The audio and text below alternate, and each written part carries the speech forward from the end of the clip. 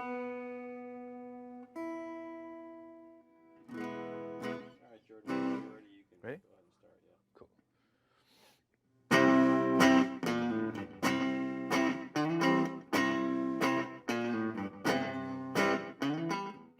I started my first band in high school called Mystery Girls from Green Bay. It was a garage rock band. Our first record came out when I was 19 or so. That kind of set me on my way. So I'm mostly a musician. That's kind of my main discipline.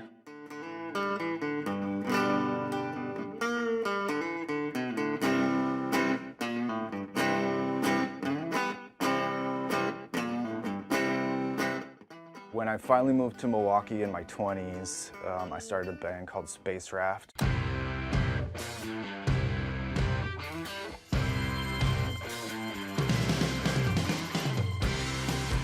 So Spaceraft, the video game, it's an 8-bit NES game about my indie rock band, and basically it's a kind of adventure where you're following the band around trying to retrieve the stolen master tapes of the new record.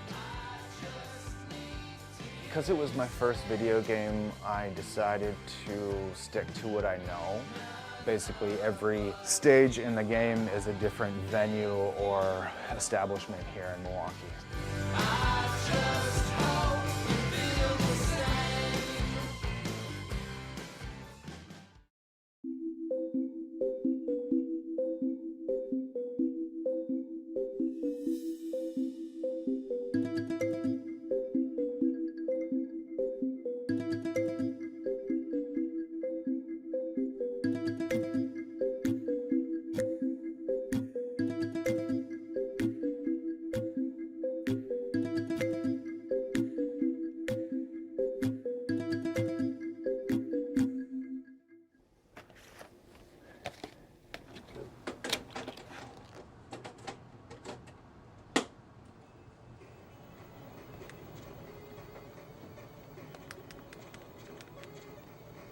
Video games have overtaken every other sort of entertainment media.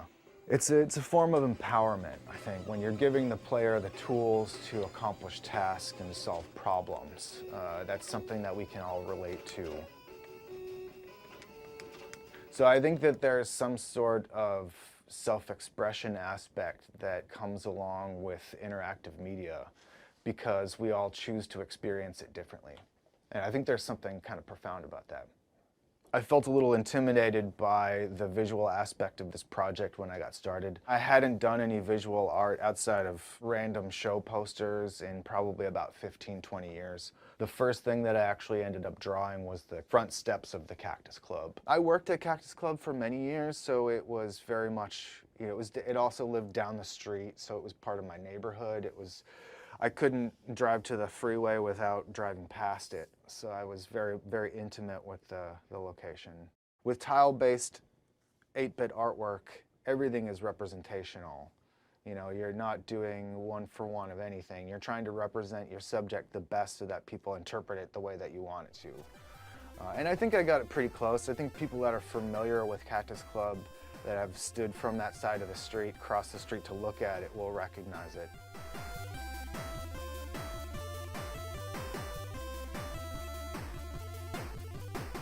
Our ex-bass player, Serini, is a dear friend of mine. He volunteered to be the villain of the game. He volunteered the premise that he would have stolen the master tapes in a fit of jealousy, and that we're basically tracking him down, trying to retrieve the tapes and put the record out. So that involves going to shows and cleaning up after our ex-bass player. It's just a lot of antics, I guess you'd call them. I had very little idea of how much demand there would be for a new NES cartridge. It seemed funny to me to make something for outdated hardware. And the more that I kind of researched it, the more I realized that it wasn't irrational, and there was a lot of people out there that are interested in this stuff. I just think that, like, old technology, record players, cassette players, old game consoles, they all have value the same way that we would write a piece of music for a piano, which was invented in the 1700s.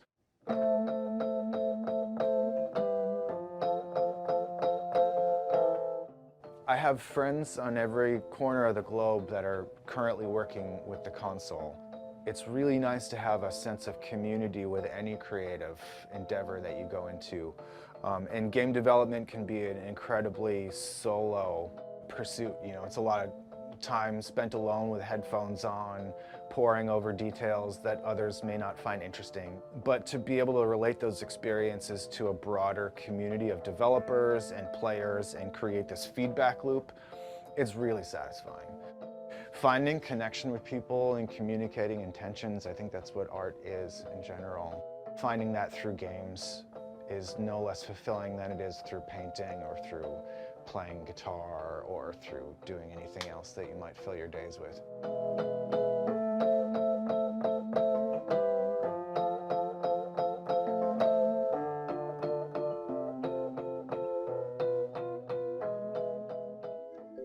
Thanks for watching The Arts Page. Please like, subscribe, and turn on notifications for more stories of art in our community.